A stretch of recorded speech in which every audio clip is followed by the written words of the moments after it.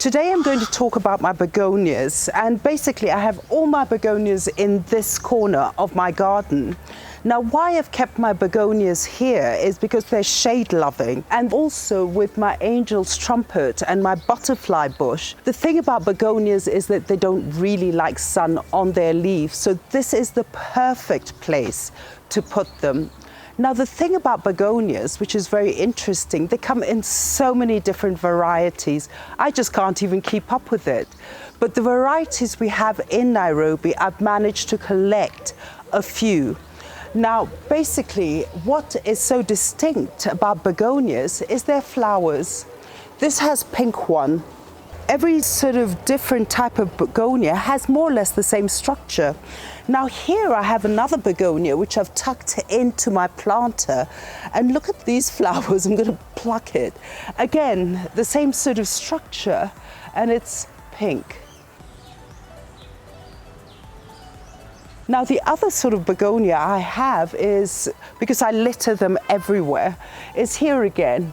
And even though they're all very different, but basically with begonias, it's all about the flower. Welcome back to my channel. My name is Alice and I'm the Redsoil gardener.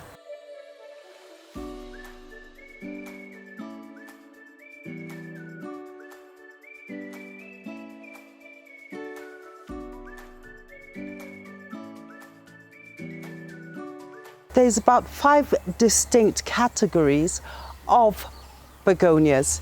Now, one of the categories is this one, which is a cane begonia. It grows tall. And also we have the wax one, which are great for hanging baskets or putting them in your containers, or even having them as a cluster underneath a tree.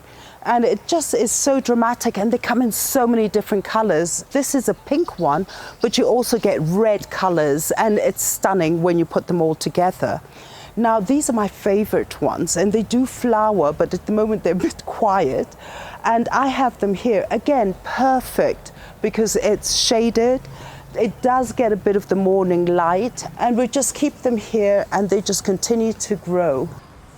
This little baby here, I think it's the Rex begonia, and it's beautiful because with the Rex begonia you have so many amazing intricate designs on their leaves. It just makes it so dramatic.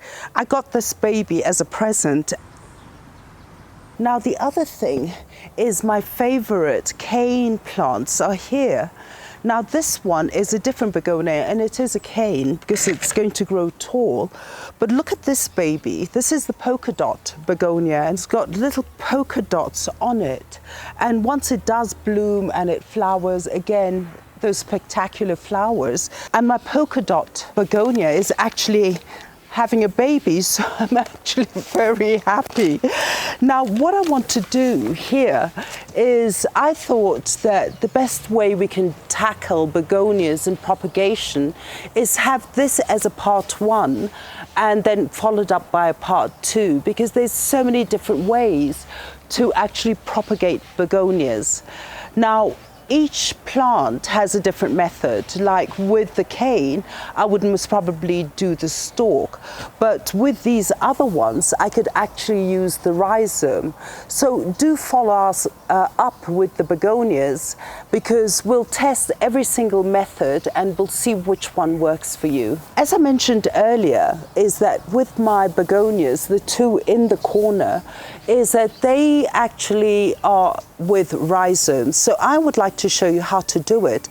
So that is your rhizome, and that's what we're going to use to propagate. And I'm just going to remove these leaves. You can propagate with leaves, but we'll use that for the next episode. So I'm just going to remove them so that we can have a look at this rhizome. And if you look closely here, now that's one of the shoots going up from the edge, and you can see it's just about coming up. The rhizome produces all these baby rhizome as it grows, and you get all this shooting happening. What I'm going to do is I'm going to cut it up, and out of this I can make actually many begonias, and this is what we're going to do. I'm going to chop it up with a knife. So that's one piece, 2 pieces, 3 pieces,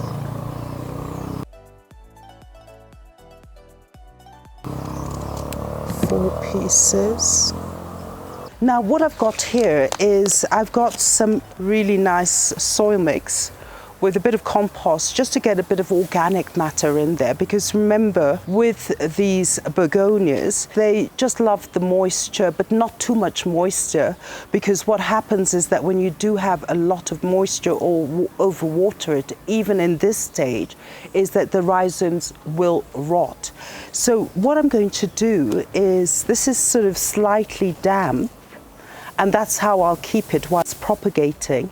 I'm going to just take these babies and I'm going to put them in here. I'm going to put that one there. I'm going to put another here. And then I'm going to put another one here. Okay. I'll use this to cover them and just get more. There we go.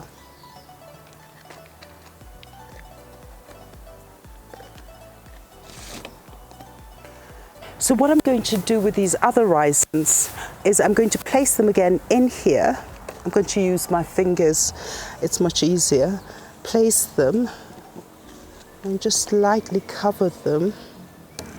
And then I'm going to just lightly, very lightly, just give it a bit of humidity.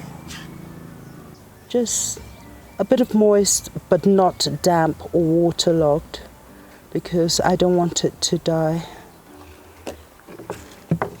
So there you are. 1 begonia, 2 begonias. And we will follow it up in our next episode, part 2. Now, the thing about begonias also, what I'd like to point out is they like a well-drained soil, and they like it moist, but not over-watered, because again, as we mentioned, the rhizome will die. The other thing about begonias, because as we see there, is that there's so many leaves, you have to be careful. A lot of people sometimes put begonias against a wall, and what happens is that if it doesn't get a good circulation of air, you might even get an attack of mildew. So what you need to do is go into your begonia bush, remove some of those leaves so that the air can circulate to avoid the pests coming in and taking over your plant. Do follow us up, because we will have a part 2 of begonias where we'll talk about more stem propagation, leaf propagation. And if you do have any tips, please do share them on Facebook or Instagram. And don't forget to like, to share, press that notification button, and also subscribe to the channel and invite your friends. Thank you so much, and have a lovely begonia day.